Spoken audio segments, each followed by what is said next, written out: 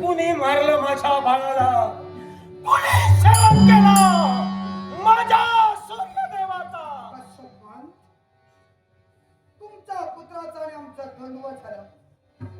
ते द्वंद्व एकाच कारणासाठी या शिवशंकराचा भक्त सुमाली आणि यांचा द्वंद्व चालू असताना ते थांबविण्यासाठी आम्ही आलो. पण ऐकण्याच्या पलीकडे सूर्यदेव गेले. त्याच आणि आमचं द्वंद्व झालं. परिणिती शेवटी वाईट ठरली. आमच्या त्रिशूळाचा आघात त्यांच्या केवळ देहावर झाला आणि या क्षणी सृष्टीत अंधकार पसरला. हे आम्ही केलं. देवा, हे मूलस्तंभ, धिक्कारच करतोय.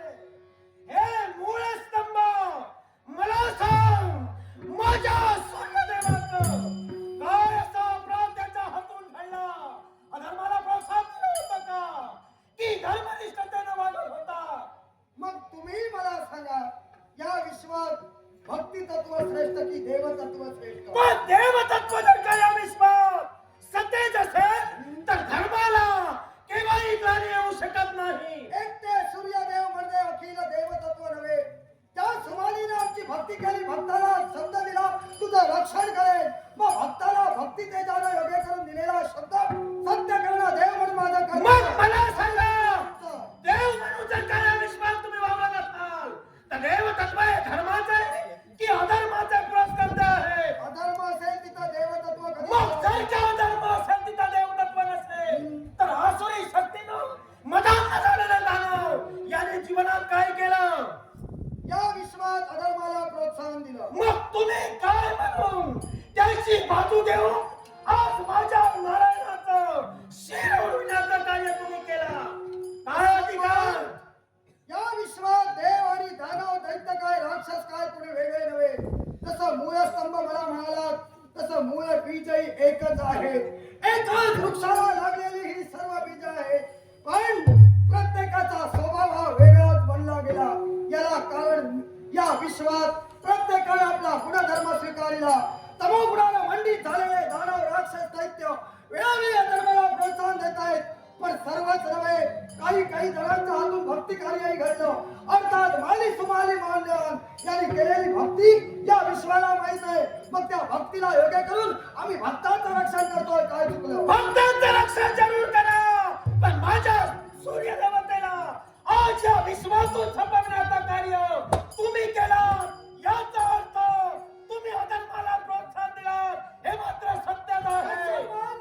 धर्म काय अधर्म काय हे जर का तुम्ही जाणून आज माझ्यावर आरोप लादत असाल आणि या शिवशंकराला दोषी ठरवत असाल, तुमच्या मताला ते असेल. पण मी जे केलं ते माझ्या तत्वाला अनुसरूनच केलं. हे तेव्हा तुम्ही हे तत्वाला अनुसरून केलेलं नाहीये. तुम्ही जे केलं हे स्वार्थानं केलं.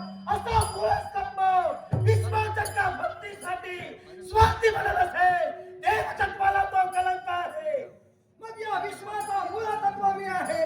मूळ स्तंभही मला म्हणता, आदि पुरुषही तुम्ही म्हणता. मग मी जे करेन ते या विश्वासाठी करेन हे तुम्हाला करायला होतं. असं असताना पित्याच्या हृदयानं पुत्र विरहानं जर का मला दोषी ठरवत असाल, नाईलाज माझा होईल. तुम्ही जर का करता ते विश्वासाठी करत असाल तर माझा भाव आहे सूर्यदेव या विश्वासाठी आणि या विश्वाचा घटक म्हणून आपलं कार्य करत होता.